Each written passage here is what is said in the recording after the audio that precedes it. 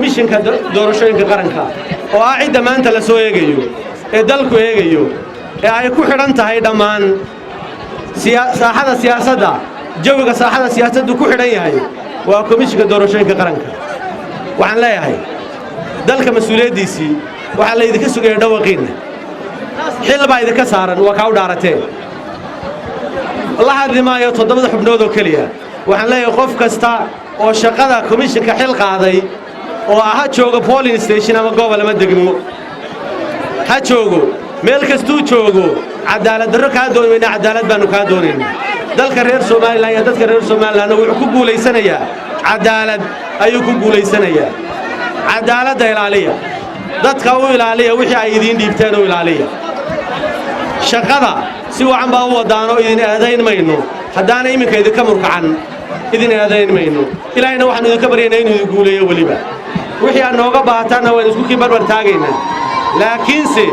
halkii ugu adkayd baa maraysaan iyo tiiradii sida aan tilmaamayo ilaa dalku maanta dhawaqiinu sugaya idinkana waa la idin tijaabinaya idinkana waa la idin tijaabinaya tijaaba ku jirtaan waa jooga polling station ilaa ka qaranka jooga waxaan leeyahay Allah ilaaliyo waxaan leeyahay u feejignaada u soo jeeda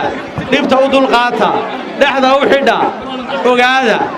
ha eegina un tartanka dhinaca dhaxdayada jooga laakiinse waxa eegtaan waxa maanta gacanta ku haysan qaranka wixii ugu weynaa reer Soomaaliland waxay ku soo tabceen nabadgeliyo waxaynu ku soo tacabnay in waraaq lagu kala badiyo oo aan xoog lagu kala badin inaan qori la isu qaadan inaan gacan la isula tagin waa hanankeena ku heshiin wuxuu maanta ku meel maraya ama ku dhaawacmaya insha Allah inaga burburi maaye ama ku meel maraya ama ku dhaawacmaya gacantiina ku dhaawacina komishinka doorashooyinka qaranka ilaaliya nidaamka doorashada ilaaliya dadka reer Soomaaliland waxaan u dardaarmayaa in xilkooda loo daba fadhiisto komishinkana hawsha iyaga u idman hawshooda ay u idman yihiin hala dhowro ana la isku barbartaago hadday wadada ka leexdaan dabcan wadada ku baydha waa la odhanaya waxay qaldaana waa loo sheegaya qof aan qaldamin ma jiro waxay ku qaldan waa loo sheegaya laakiinse waxaanu leenahay si wax wanaagsan inoogu soo baxaan hala ilaaliyo